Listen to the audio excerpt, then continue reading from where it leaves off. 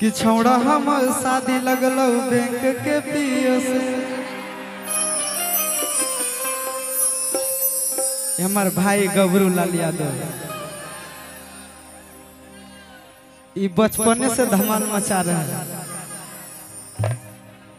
और hello hello hello, मैं कहना चाहूंगा भैया, मैं तो कुछ नहीं हूँ, बस आपका छोटा भाई। और जो भी हूँ, जो भी गाता हूँ, जो भी बोलता हूँ, जो भी डांस करता हूँ, ये आप सबका आशीर्वाद है और भगवान का आशीर्वाद है, और कुछ नहीं, और पब्लिक का आशीर्वाद है। आशीर्वाद माता रानी का होना चाहिए, माँ सरस्वती का। और कहना चाहूंगा भैया, कहना है कि नीम के लकड़ी से चंदन से कम नहीं, नीम के लकड़ी से चंदन से कम नहीं। आइए जो हमारे आशीष यादव है, कोई सलमान खान से कम नहीं।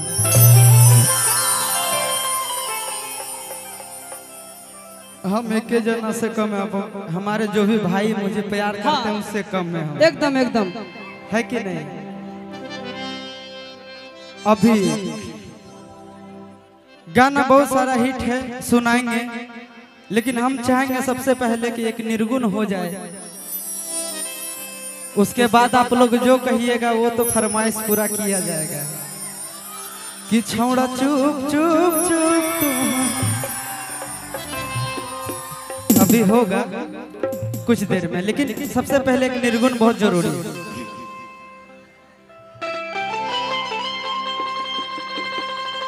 वाह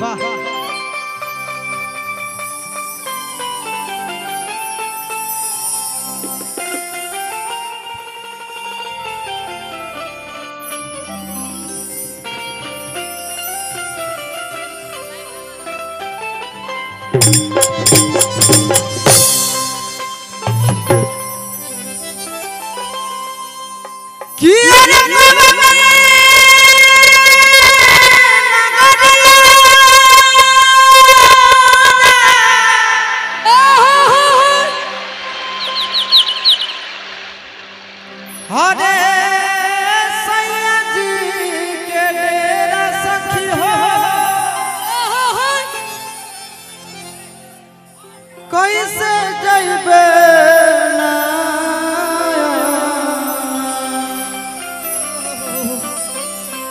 वाह गजब दिखाई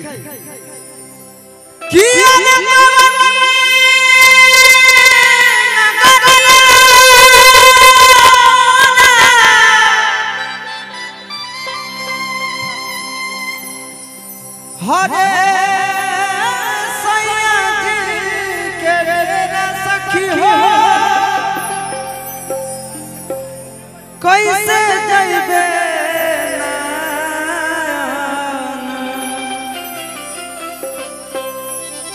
जान रे डगरिया कैसे जइबे जान रे डगरिया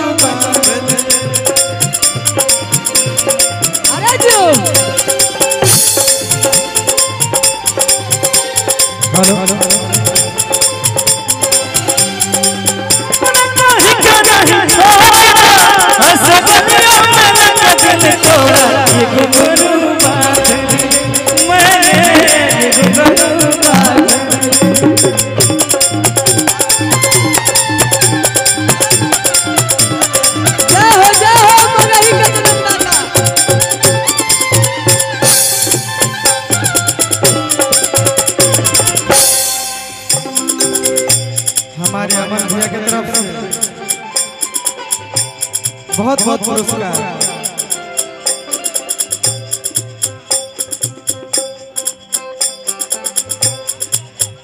लालू यादव जी की तरफ से बहुत बहुत पुरस्कार। कहना है ओ भूले